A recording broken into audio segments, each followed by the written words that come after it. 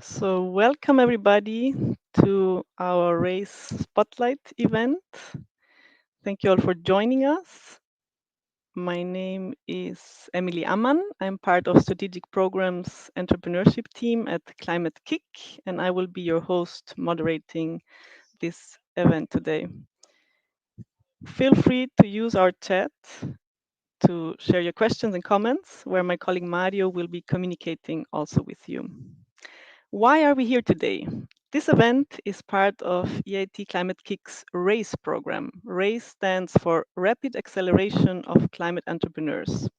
Together with the European Innovation Council, EIC, we launched a pilot collaboration funded by Horizon 2020 program, which seeks to create synergies between the two organizations and our pioneer innovation communities. The purpose is to enhance Europe's innovation portfolios that support the European Green Deal goals. We provide former or current EIC beneficiaries, those that participated, for example, in the Pathfinder or transition programs, with a dedicated service to improve their business readiness levels. We will hear more about that later. What's the agenda for the next hour? In the first part of the event, we will have a panel discussion with EIC and Climate-KIC representatives. And in the second part, you will hear from 3 early stage innovators their pitch of their future climate positive technology. These innovators are looking for investors, for research partners, for potential clients, and of course, to expose their technology to a broader audience. That's why we invited you, and thanks for joining. The teams are part of the first cohort that participated between March and July in this RACE pilot project. So please join me to welcome our panelists who will be here today with us. First, we have Antonio Marco Pantaleo as EIC Program Manager.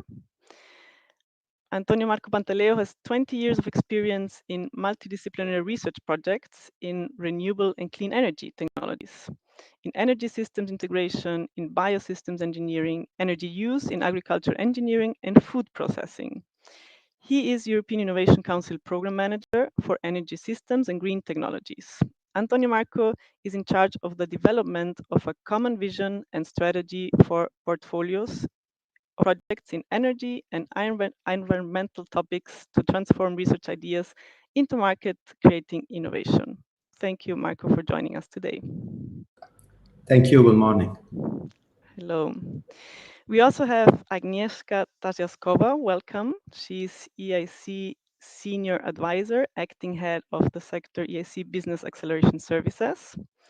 Agnieszka works at the intersection of European business, policy, and innovation, creating business acceleration services for the European Innovation Council. This 10 billion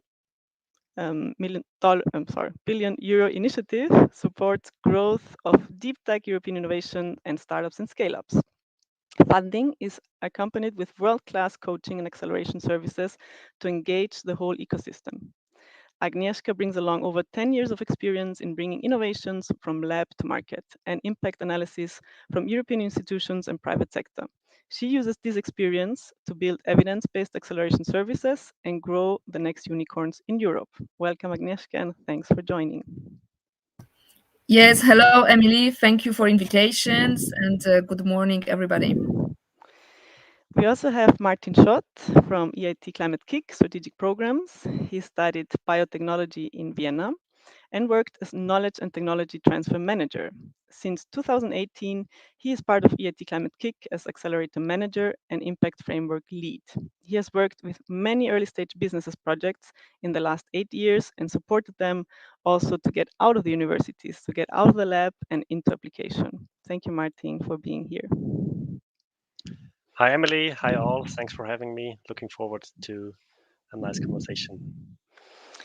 So the first question to our panel would be, why and how do you support these early stage research-based technology innovation projects that we will see later? Because maybe our audience is not so acquainted or would like to know more, what does the EIC, which was created last year, and what does EIT Climate-KIC exactly? Why is this important?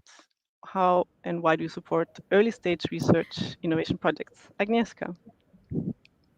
Yes, thanks, Emily. So indeed, the EIC, the fully fledged EIC, was created 1 year ago, but of course it builds on the first of all pilots stage that already was launched in 2018, and the previous initiatives that were there in place. Um, so basically, what the EIC pilot brought in was putting together the EIC accelerator, but previously called SME instrument, with the Pathfinder actions. So we had this Pathfinder activities, which are covering grants covering TRL 1 to 3, and then accelerator with grants covering TRL as of 6 till scale ups and commercialization, so till the TRL 9, and also offering the equity to the companies. But there was a hole between those two schemes. Yes, what happens when the technology is coming from the market, from the lab, but it was not yet fully tested. The business scheme was not yet developed, and this is what we have actually put in place last year, which are the transition activities. So between Pathfinder and acceleration, we have now also a granting scheme that is called transition activities, that is offering grants exactly for this. If, may I call it a hole in the funding scheme? So between the lab and the creation of the companies that could already go to the funding of accelerator. So this transition activities, providing money, but money are not everything. What's young technologies and businesses needs, and this is where we come with this concept of the smart money. So we don't only offer funding, but we also offer other services that would help our innovators to thrive. And what we provide here are business acceleration services, and also services of tech to market advisors, no? And of course, what the program managers are doing, and this is something that Antonio will be talking about in a moment, about his role in the whole EIC concept as well. So as I said, not only money, but smart money. And here we have these figures of tech to market advisors, and that are there to help the innovators, the projects that are coming from Pathfinder and Transition, and to direct them towards the possible further business continuation, no? Whether that would be a licensing or whether that would be a creation of a company, this to be seen. But they are there to guide our our innovators in this, and also provide them with suitable training. So we have the innovation training workshops, boot camps, and also coaching available for the beneficiaries to use, and to be able to validate their technologies, validate their business concepts, create and validate, and push it forward towards the market. And of course, this does not stop here. We also have others ideas in the pipeline, but one very important element is that, we don't work here in isolation with the EIC, no. So our ambition is to really connect our beneficiaries with excellent accelerators, incubators, test bed providers, venture builders that are there outside Europe. And this is how this collaboration with the EIT Climate started. So we want to reach to those organizations that are very specialized, like you in the Climate-KIC, that you have in your domain the best experts, the best networks, and so that that our beneficiaries can access your services services, and through this we can together help them to grow. Thank you. So I think Yes, great overview. Thank you, Agnieszka, for this first thanks. insights and overview, what you're offering. And as you pointed out, maybe Antonio, Marco, if you want to complement from your view as program manager, what is your role and why and how do you support these innovation projects? Yes, thanks. We all know that in Europe you are great in using money to undertake brilliant research, and but without the effort to transform this research into business opportunity, innovation, we cannot guarantee European leadership, technological leadership, and we cannot properly let this brilliant research be useful to address societal challenges, improve achieve policy goals that go from environmental remediation, saving the planet, to conscious use of energy, or avoiding the deployment of raw materials that are scarce, or it facilitates even social inclusion and protect against health issues, pandemics, and so on. So there are so many problems, issues that the planet and then Europe is facing, and for this we need new ideas, research focused on specific application targets to be achieved. And just to bridge this gap between fundamental science, fundamental research, and entrepreneurship work, the EIC has the ambition to be the one stop shop, the single point to facilitate the ecosystem building, and a community of stakeholders that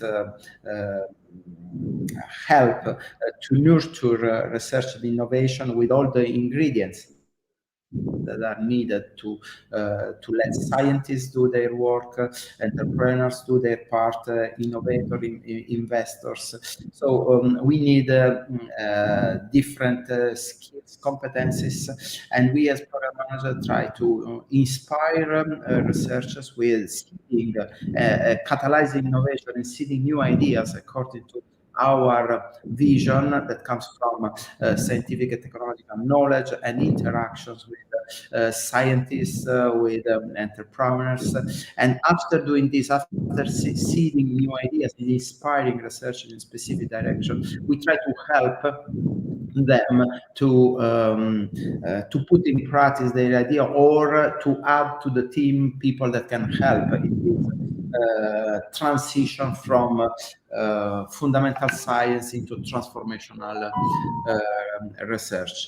And this is the key challenge, to reconcile policy and implementation. We are the first agency that writes its own work program together with ERC, but we have challenge goals, so we define direction, and our work program is full of policy insights. We try also, we have the ambition to interact and provide high-level policy guidance to the other services, DGRTD and energy, for our case of energy and green technology.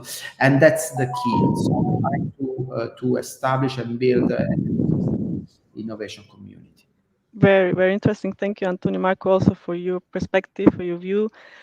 It's definitely not easy to bring research into the market, to bring out these ideas that really can be successful. It's sometimes really a long way.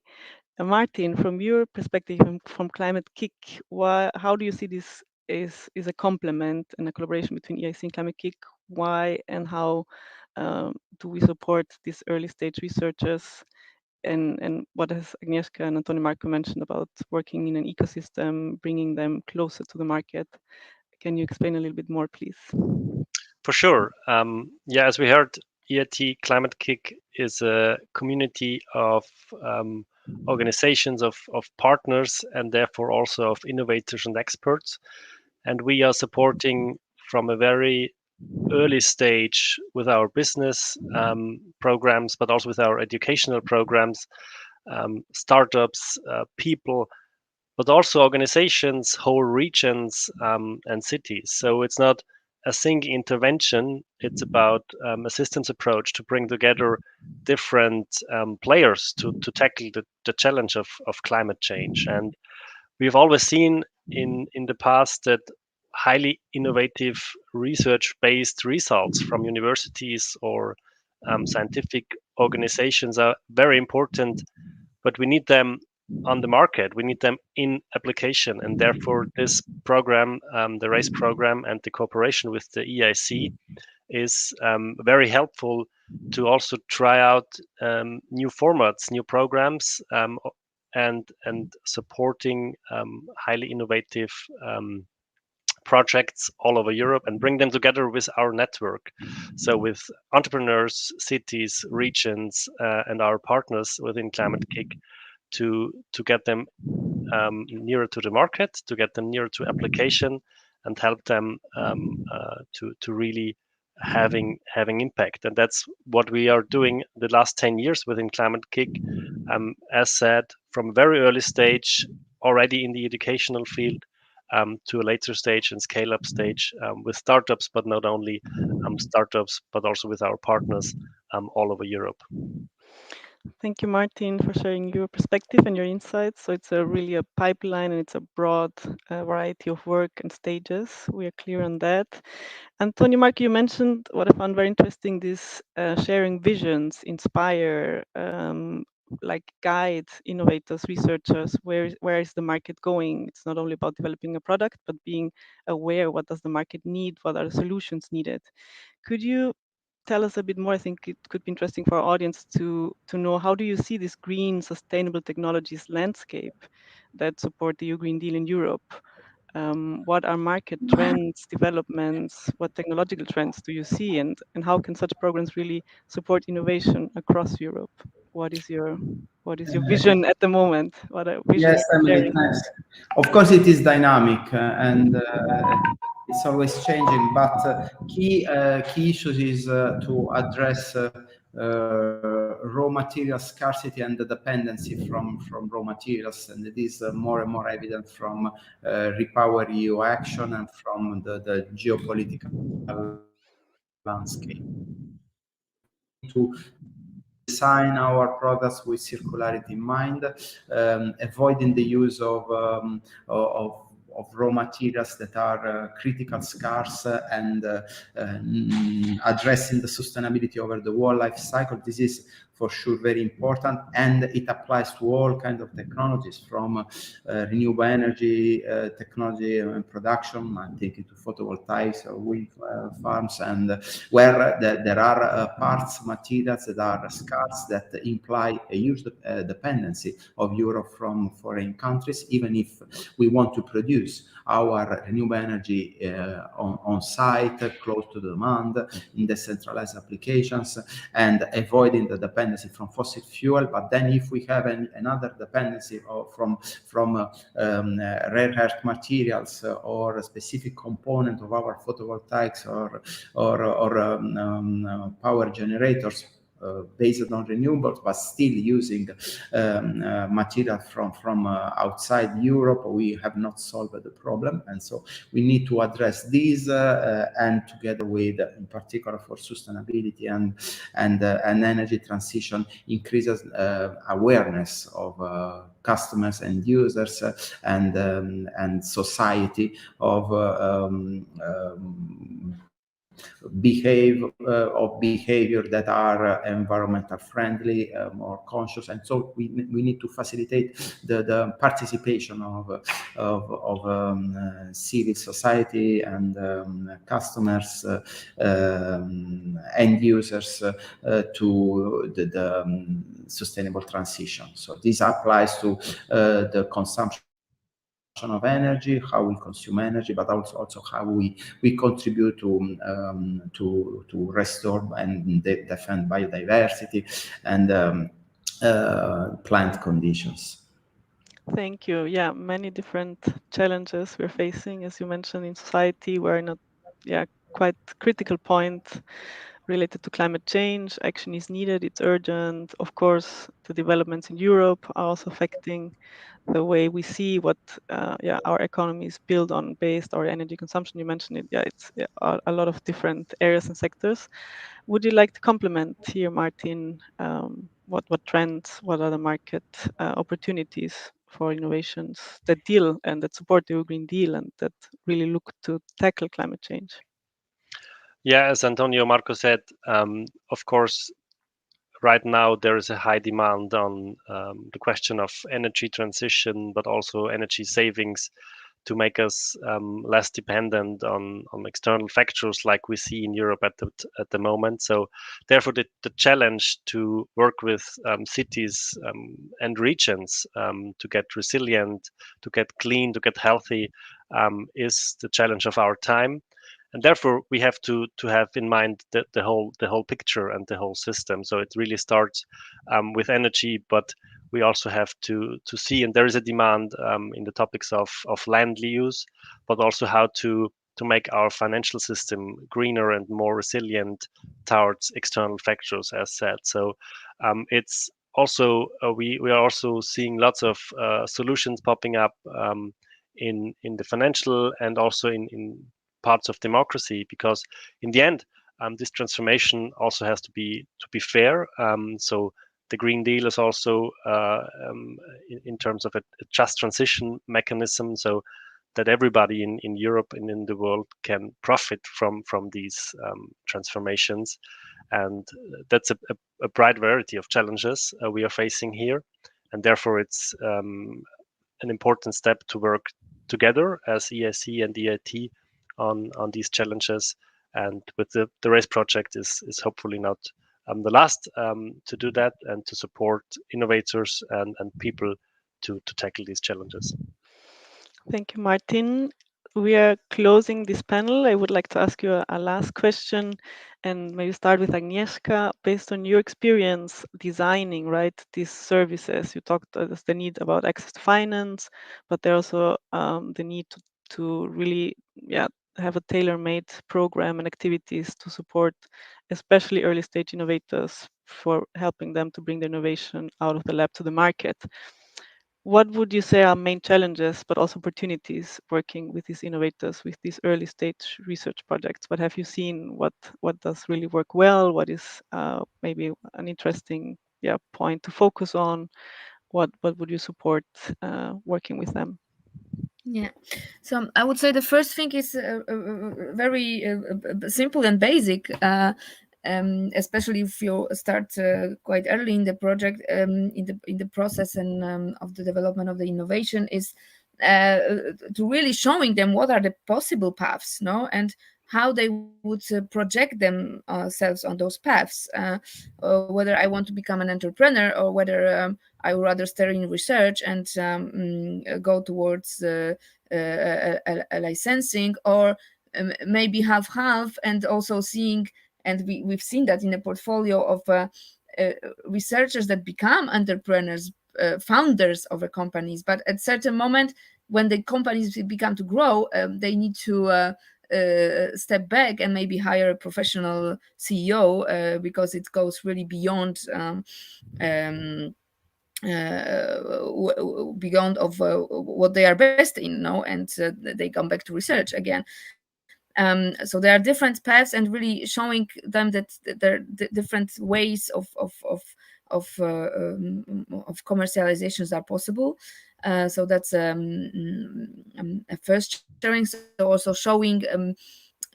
I like to say one thing is, working with a coach on a business model, etc. But the other is also really showing them the role models of other researchers who actually did it. And we have here a huge community of this kind of people, and I see that this is something that really helps to those younger researchers that might be still a little bit lost and needs to make their mind where to go. So that's one of my observations. Thank you, Agnieszka. Thank you for your tips or for your helpful recommendations. Antonio Marco, from your perspective, when you work with early stage innovators, what would you say is one of the main challenges to bring this innovation to market, but also what is a big opportunity that you see that you advise them to go this pathway to do this? How? I think we cannot hear you, or is it only me? Can you check, please? It was Yes. beautiful. I was Yeah. saying it depends on what we mean with early stage innovators. If they are scientists, what is missing usually is the entrepreneurial mindset, and scientist entrepreneur or entrepreneur scientist is a figure, a professional that in Europe does not exist so much in comparison to the US. So the main challenge probably there is the real interest to develop a business, while there is a genuine interest to advance scientific knowledge and to contribute to in broader terms to knowledge, and not to transform this into a market opportunity.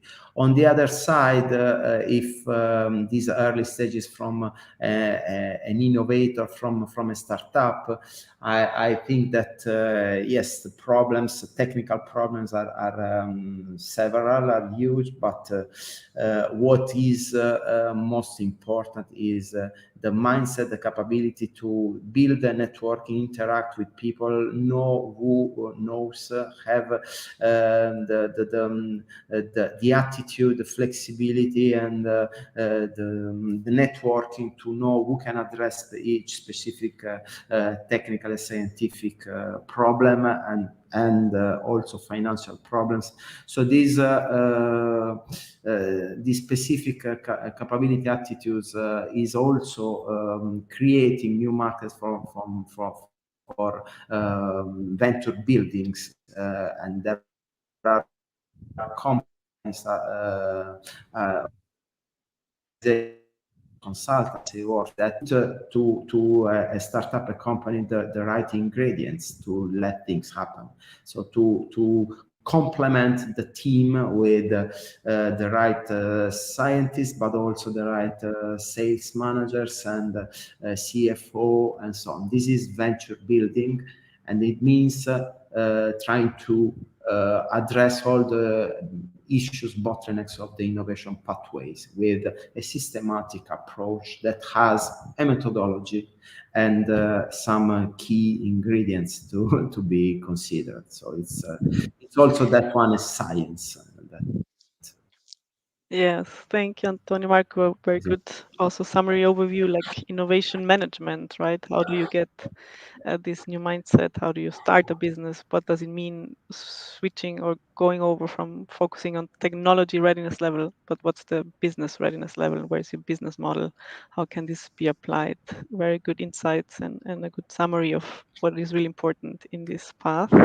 Martin, to finalize, do you think from Climate-KIC's experience also, like what have you seen are challenges working with these early stage innovators, but also opportunities you have witnessed? Yeah, sure. I can only underline what Antonio Marco and also Agnieszka have said. So getting a different view on your own work is probably the hardest thing for such early stage research-based innovators. So changing the perspective from working on attributes, on features, on getting it better in the lab, to get outside and have the view of a potential user, of a potential customer, and seeing with these eyes. That's from my experience working with a lot of projects, is the hardest thing at the very beginning, because then you understand also what's the business of potential for your own work, and that's the first step. And of course then we have seen challenges from pitching your project to really focus on the business case, and of course also shaping the impact. And that's from my point of view also very important, especially if you think about the climate challenges we are facing, to really have clear focus on what is the impact, and is it also real. So we see a lot of challenges, but the very first step is to really change the perspective out from the lab, onto the application field, and yeah, that's also a different a game, let's say. Thank you. Thank you so much. Thank you for all your insights, for being here, for sharing your knowledge, your experience. Thank you, Marco, EIC Program Manager. Thank you, Agnieszka, from the EIC Business Acceleration Services. And Martin, thank you also for your perspective from Climate-KIC. It was really interesting and helpful, I hope, for our audience as well. If you want to know more, please just go to the website. You will find more details about the EIC, about Climate-KIC, about this collaboration as well. Feel free to reach out. Also, we're happy to contact with you and to support you if you are in this situation, if you're an early stage innovator, but in general, if you are innovating, if you want to support the EU Green Deal goals, you're not alone. I think this is also a key message. It's good to be part of a community. It's good to be part of an ecosystem, to work not as an isolated solution, but to bring together supply and demand, and to really move forward and take this path to bring your innovation to the market. So we're closing now this panel discussion. Thank you very much. This would be a virtual applause for all of you. And now we have the luck, and we were happy to present you three teams, three very inspiring innovation projects that took this step, that are thinking about building their company, about founding a startup, or bringing as a spin-off an innovation to the market. These are projects that were EIC beneficiaries, former participants of EIC Pathfinder programs, or Future Emerging Technologies, FET Open projects.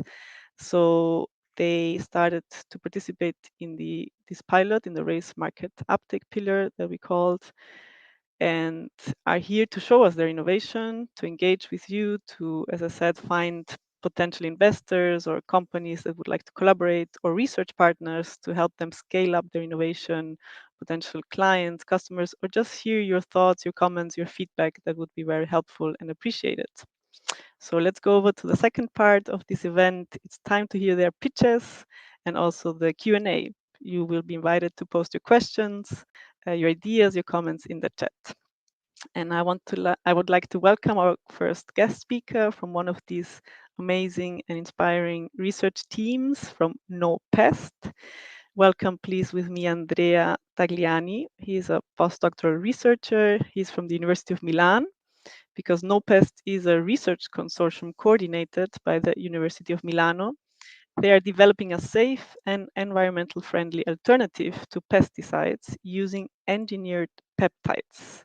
So we will hear more now in this pitch, what is NoPest all about?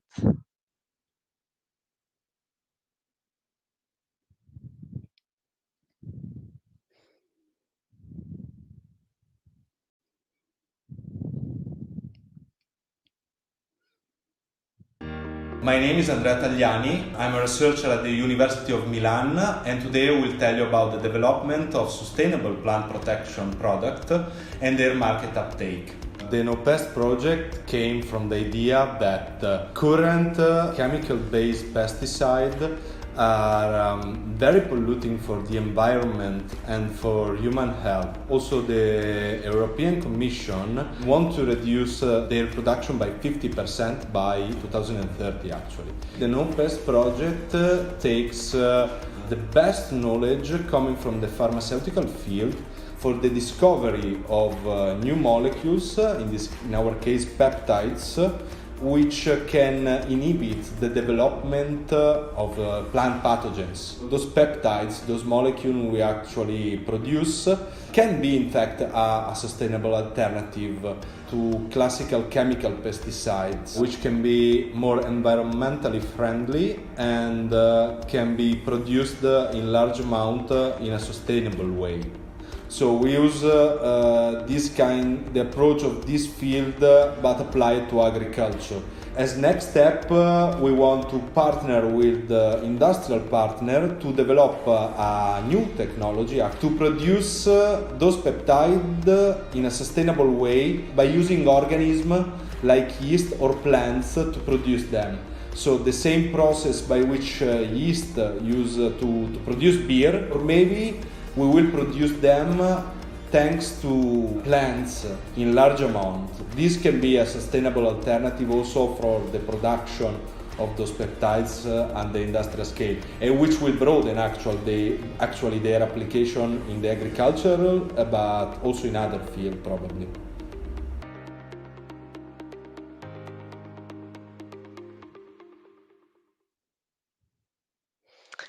Thank you, Andrea and the NoPest team for your pitch, for your presentation of your research, of your innovation.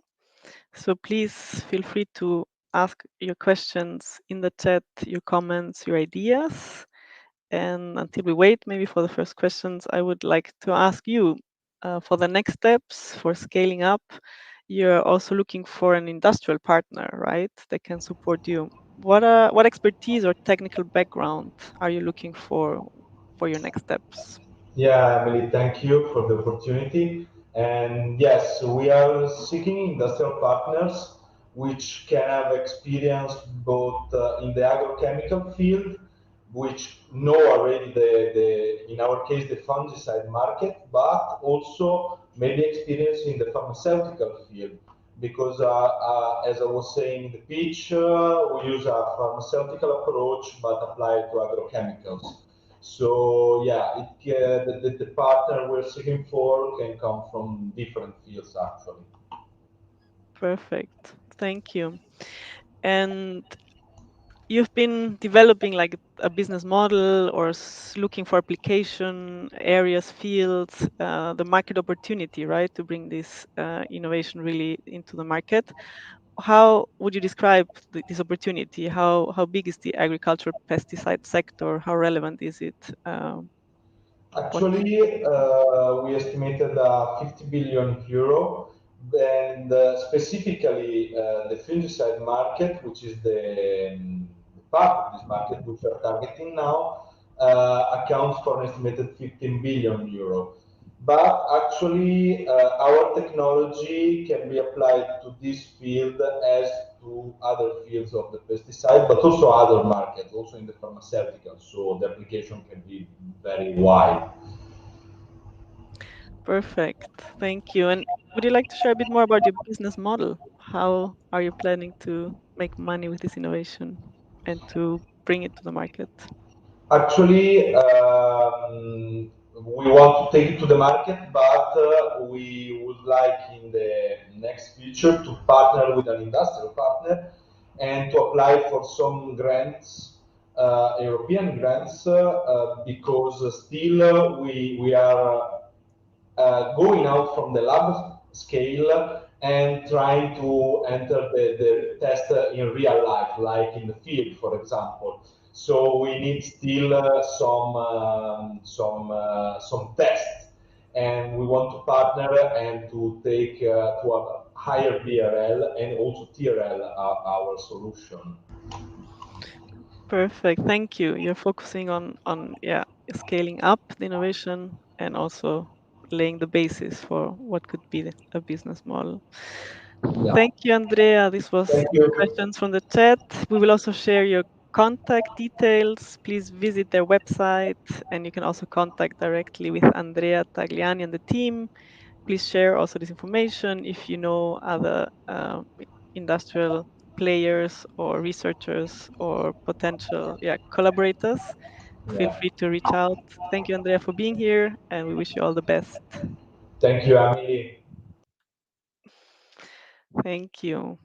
Please welcome now our second guest speaker from the eMAGIC team.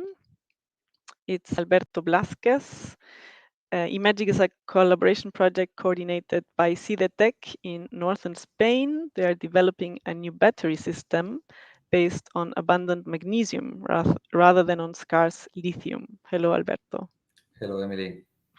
So we will hear more now about your pitch, what you've been working on to move forward in this path of bringing your innovation also to the market. Let's hear your pitch.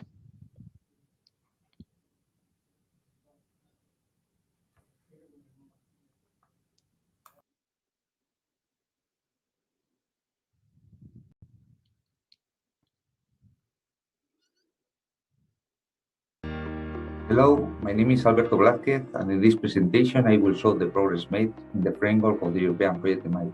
eMAGIC project is a pet proactive project that started in the beginning of 2018 and that is focused in the development of a new anti-disruptive battery technology based on the use of magnesium instead of other elements as lithium, zinc or solid. Magnesium batteries are well known since 20 years ago due to the high potential, high theoretical energy density of magnesium in comparison with other elements such lithium, for example. The technology still faces a very important limitation, so we wanted to analyze and study about how to overcome these limitations and develop a real battery prototype. So we start to focus in the development of new materials in the cathode, in the electrolyte and in the anode. We found different approaches and allow also to produce for the first time in the history the first real battery prototype, a real post cell based on this technology with almost half ampere hour and very good reversibility. So the next steps is try to produce new prototypes with higher capacity and also higher energy density. We believe that at the end of the project, we will have a real battery prototype with more than 150 watt-hour per kilogram that is comparable in terms of properties to the current lithium-ion batteries that are commonly used in a stationary market. So we believe that these new battery prototypes, this new battery technology, can overcome the current problems that we have with lithium. So lithium is not a very abundant element, even it's not very well spread in the earth crust, and this is the opposite for magnesium. I think we can reduce the dependence of the critical materials for the manufacturing of this new battery technology.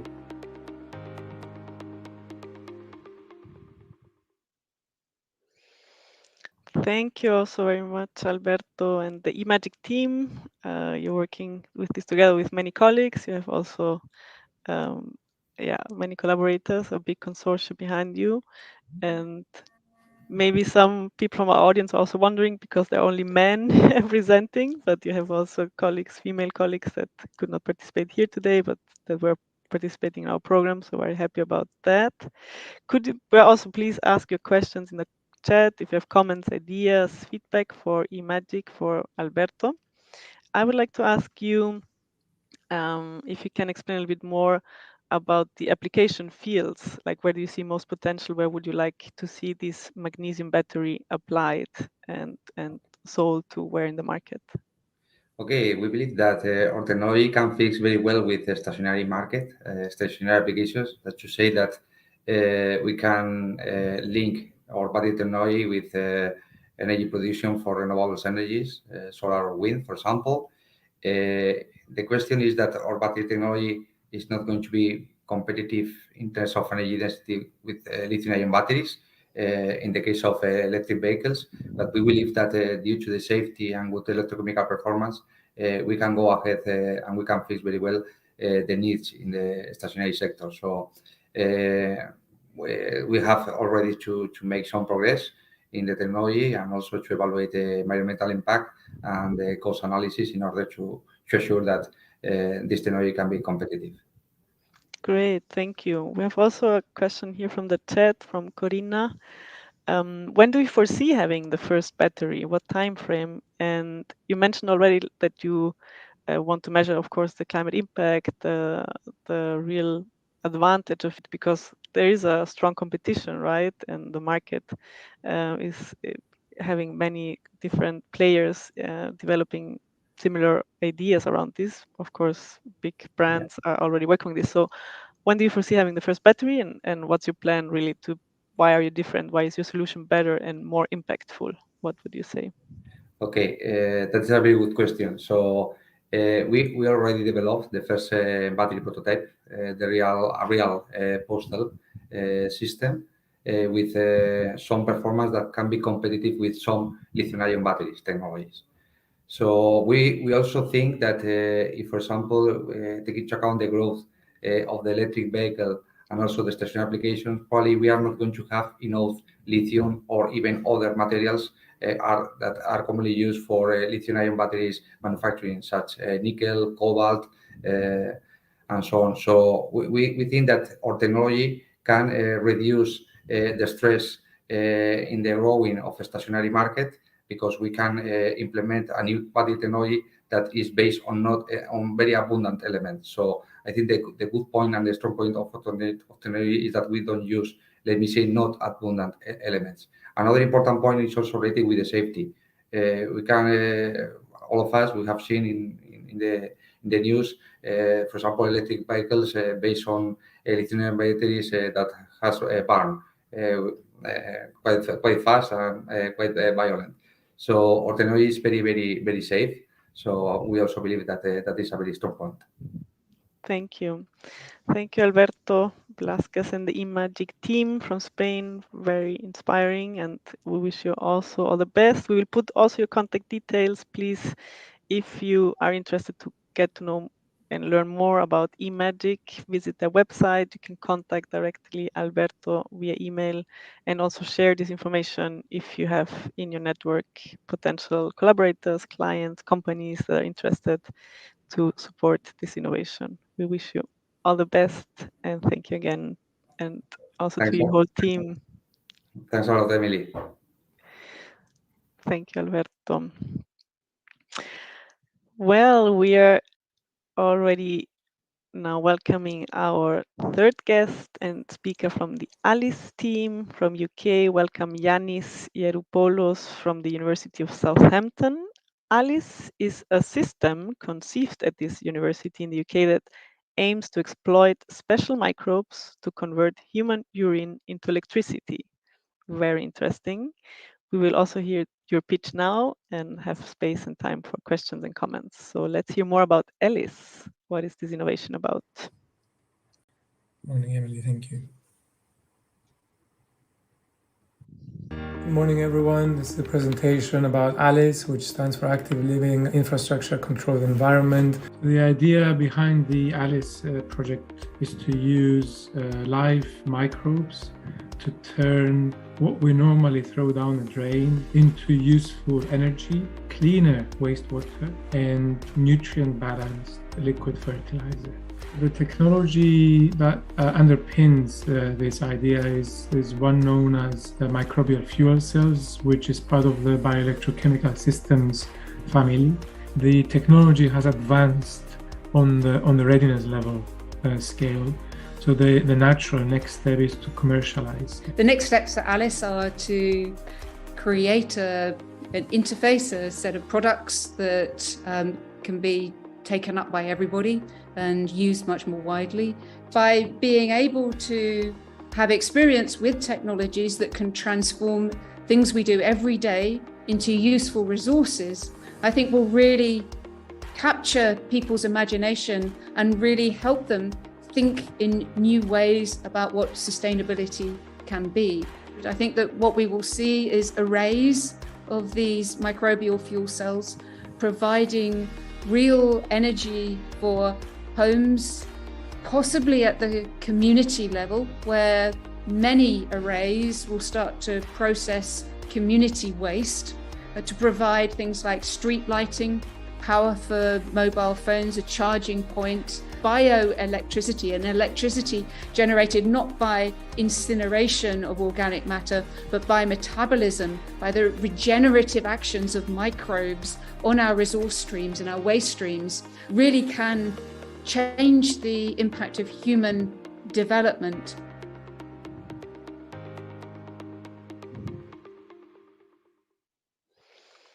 Thank you to the ALICE team for sharing this pitch and this inspiring innovation as well. Yannis, while we're waiting here, also please post your questions, comments, ideas in the chat. I would like to ask you, can you share more? You've been working for a long time on this and have already produced concrete use cases for your technology product. We saw some images there. What do you think is the strength? Where can this innovation really be applied to in the market? What road have you taken so far? What experiences and what feedback have you heard from applying this in real use scenarios? First of all, Emily, thank you very much for the opportunity to be presenting the ALICE project here, and my thanks to the panelists earlier for a wonderful discussion, Agnieszka, Marco, and Martin. The greatest strength of ALICE, or the microbial fuel cell technology, is that we are using a naturally occurring bacteria to turn waste, as the video showed, that goes down the drain into useful electricity.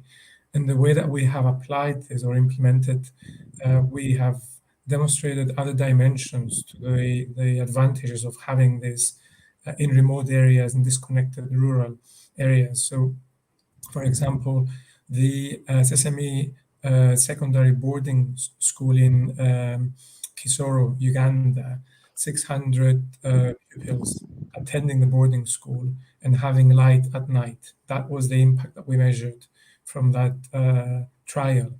And this is not just to have light at the toilet, it's also a safety net for vulnerable individuals that go in the darkness in a very dangerous environment. The same applies to the Brain House Academy in Normathare in Nairobi, where something like 800, depending on season, 800 pupils have benefited from a lit toilet. But as my esteemed colleague, Professor Rachel Armstrong, who joined me in the presentation, mentioned, this can also go at community level.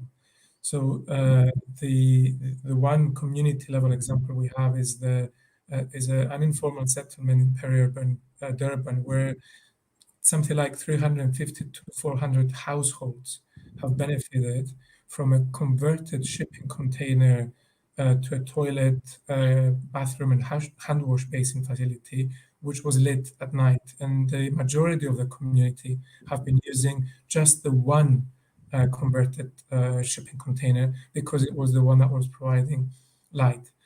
There are other areas where we can go with this. It is electricity that's generated from the waste. So wherever there's a need for DC electricity and for treated wastewater, the technology can have use. Very interesting, and yeah, very good examples. Thanks for sharing, Yanis.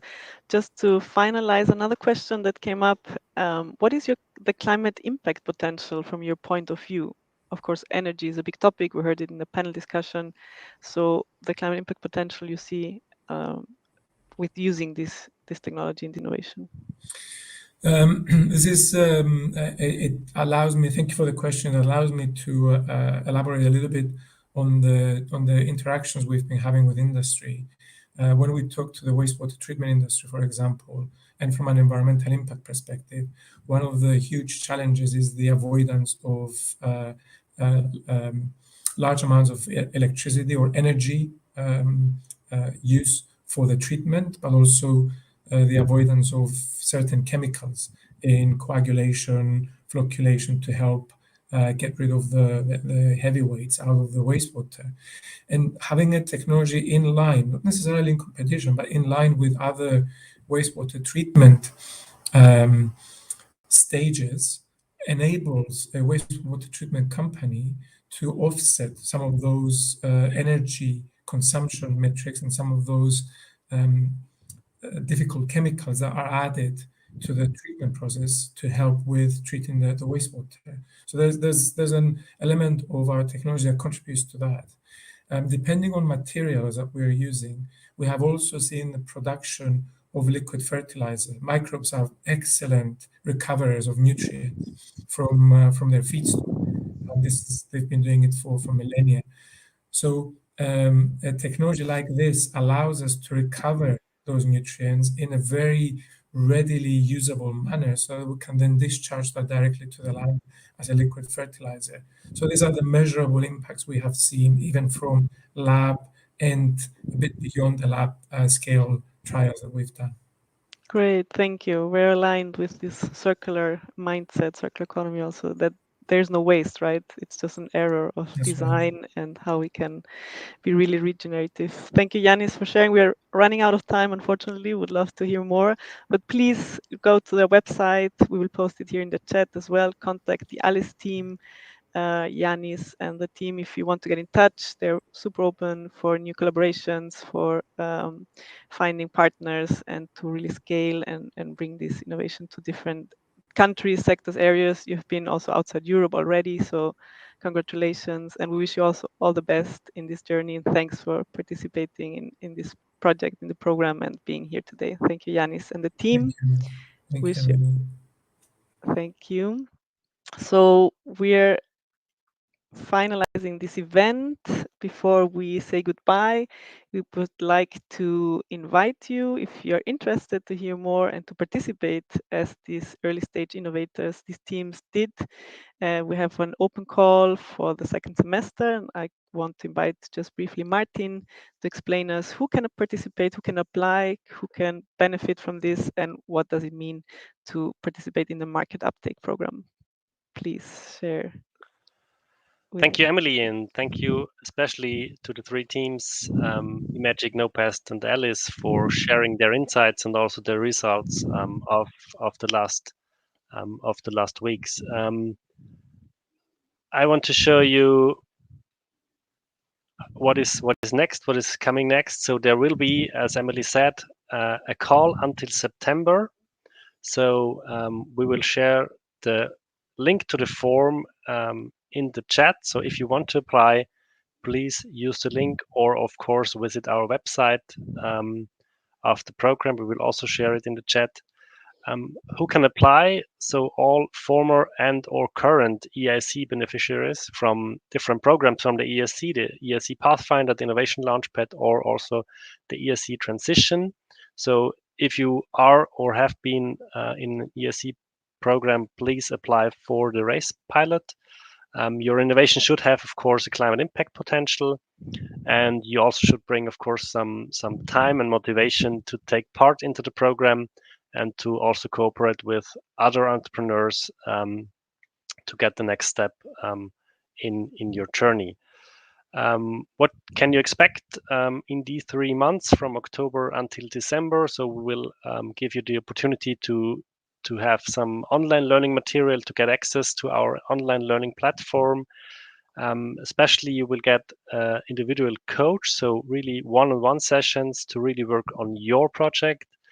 But on the other side, of course, we will also have some peer-to-peer sessions where we, in a group, try to learn from each other and tell us insights and experiences from the past, and what to learn from each other.